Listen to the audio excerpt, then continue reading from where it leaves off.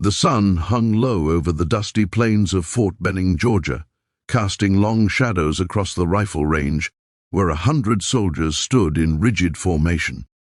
At the edge of the line, a young woman named Sergeant Riley Kane gripped a battered M4 carbine, its barrel cracked from a training accident the day before. The weapon looked like junk, twisted metal and splintered stock, and the men around her noticed. A burly staff sergeant named Hargrove let out a booming laugh that echoed across the field.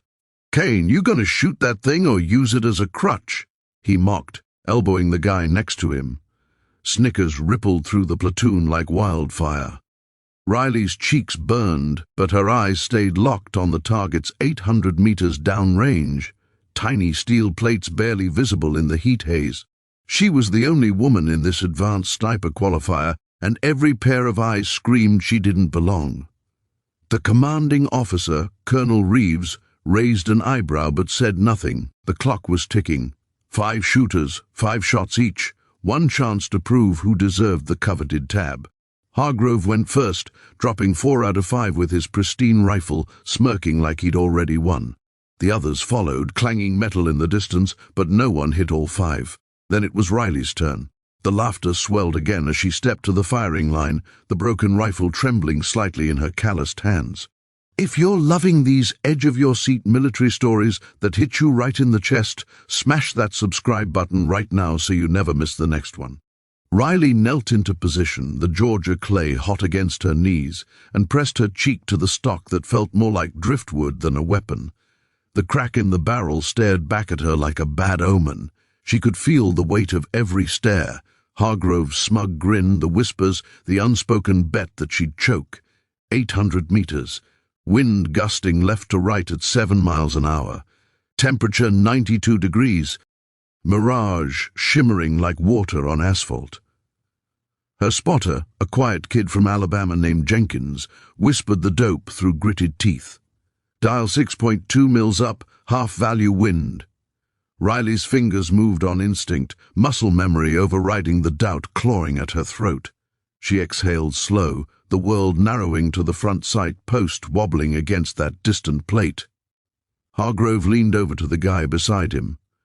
$10 says she misses the whole berm. The platoon chuckled. Riley's heartbeat thundered in her ears, but her finger found the trigger. Smooth, deliberate. The broken rifle barked. The first round left the muzzle with a cough of flame and smoke, the barrel flexing unnaturally. Everyone expected the bullet to tumble wild, but it didn't. 800 meters away, the steel plate rang like a church bell, clean center hit. Silence crashed over the range. Hargrove's smirk froze. Riley didn't flinch. She worked the bolt, the ejected casing spinning gold in the sunlight, and settled back in. Second shot, another clang. The laughter died in throats. Jenkins' eyes went wide behind the spotting scope. Holy, center mass again. Third shot. The plate flipped backward, on its chain. The platoon shifted uneasily. Colonel Reeves stepped closer, arms folded, his face unreadable. Riley's hands were steady now, the broken rifle an extension of her will. Fourth shot. Metal screamed downrange, 4 for 4. Hargrove's face turned the color of raw meat. He opened his mouth to say something, but the words stuck. Riley chambered the final round, the bolt sliding home with a metallic snick that cut through the tension like a blade.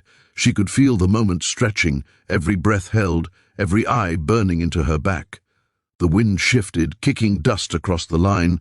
She adjusted a 1/4 mil, exhaled half a breath, and squeezed. The fifth plate dropped with a clang that rolled across the plains like thunder, 5 for 5, at 800 meters, with a rifle everyone swore was scrap. The range went dead still for one heartbeat, then erupted. Jenkins whooped so loud his voice cracked. Soldiers who'd mocked her seconds ago stood slack-jawed. Colonel Reeves allowed himself the faintest smile, but Riley stayed prone, forehead pressed to the stock, tears mixing with sweat as the reality sank in.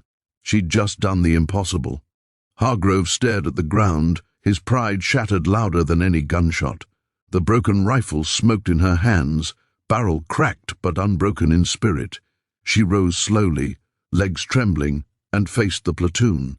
No victory shout, no gloating, just a quiet nod that said everything. The men who'd laughed now looked away, shame written in the set of their shoulders. Later that evening, under the sodium lights of the chow hall, the story spread like wildfire. Riley sat alone at a corner table, picking at her food, when Colonel Reeves slid into the seat across from her. "That rifle," he said, voice low, "should have blown apart on the first shot." Riley shrugged, eyes on her tray. "It held, sir." He studied her for a long moment. "You know why it held?" She met his gaze, waiting. "Because you believed it would. The rest of us saw junk. You saw a tool." He slid a small velvet box across the table. Inside lay the sniper qualification tab, silver crosshairs on black cloth. "You earned this today, but more than that, you earned respect. Don't waste it." Riley pinned the tab to her uniform right there, fingers shaking for the first time all day. Word traveled beyond Fort Benning. A grainy cell phone video of the shoot, Jenkins had recorded it secretly, leaked onto the base Facebook group by morning. Within hours it hit Reddit, then TikTok, then every military influencer with a pulse. "Female sniper drops 5 at 800 with broken rifle," screamed the captions. The clip showed the laughter, the shots, the plates falling in perfect rhythm, Hargrove's face crumbling in real time. Comments flooded in, veterans calling it the gutsiest thing they'd seen since Fallujah. Civilians tearing up at their desks. Riley's inbox filled with messages from little girls who wanted to be soldiers, from wives who sent photos of their husbands, watching the video on repeat. But the best moment came 2 days later, back on the range for a routine requalification. Hargrove approached her before the line went hot, hat in his hands. "Sergeant Kane," he said, voice rough, "I was an ass. That was something else." Riley looked him dead in the eye. "Next time you laugh at someone's gear, remember the round still has to fly straight." He nodded, swallowed hard, and stepped aside. The broken rifle, now patched with duct tape and epoxy, sat in the armory like a relic. No one touched it. It belonged to her. Months later, deployed to a windswept ridge in Syria, Riley found herself in a firefight that turned legend. Insurgents pinned her platoon behind a crumbling wall, RPGs screaming overhead. Her spotter took shrapnel in the leg, radio crackled with static, and the only rifle within reach was a scavenged AK-47 with a barrel bent like a candy cane. The platoon leader screamed for covering fire, 800 meters across open ground to the enemy machine gun nest. Riley grabbed the junk rifle slapped in a mag and climbed the rubble. Bullets snapped past her ears. She dropped prone, the bent barrel glinting in the sun. Her hands remembered Fort Benning. Wind, heat, mirage. She doped it in her head. The platoon watched, half expecting her to die. She fired. The nest went silent. 5 shots, 5 bodies. The bent AK smoked beside her like it had back in Georgia. When the medevac choppers thundered in, the pilot stared at the rifle and shook his head. "Ma'am, that thing shouldn't even cycle." Riley just smiled, the sniper tab on her chest catching the rotor wash. "It only has to work once." Back home, the video kept growing. 10 million views, then 20. News crews camped outside her family's farmhouse in rural Ohio, where her dad, a Vietnam vet with a limp and a Purple Heart, told reporters his daughter learned to shoot cans off fence posts at age 6. Her mom cried on camera, clutching the same cracked stock M4, now mounted above the fireplace, like a hunting trophy. Riley came home on leave to a hero's welcome. Parades, handshakes, little kids wearing tiny sniper tabs drawn in marker. But the moment that broke her was finding a letter slipped under her door at the barracks. It was from Hargrove, now stationed in Korea. "I watched that video when I think I can't hack it," he wrote. "You didn't just shoot targets that day. You shot down every doubt I ever had about who belongs in the fight. Thank you." Riley read it alone in the dark, tears falling onto the paper, the broken rifle's legacy now bigger than the metal itself. Years later, when she finally hung up her boots, Riley started a foundation, Broken Barrels, teaching marksmanship to at-risk kids in inner cities. She'd bring out replicas of that cracked M4, let them hold it, feel the weight of what belief can do. The rifle doesn't win the fight, she'd tell them, voice steady as ever. The shooter does. And every class ended the same way. She'd line up soda cans at the far end of the field, hand a nervous kid the ugliest training rifle in the rack, and watch their eyes light up when the can jumped.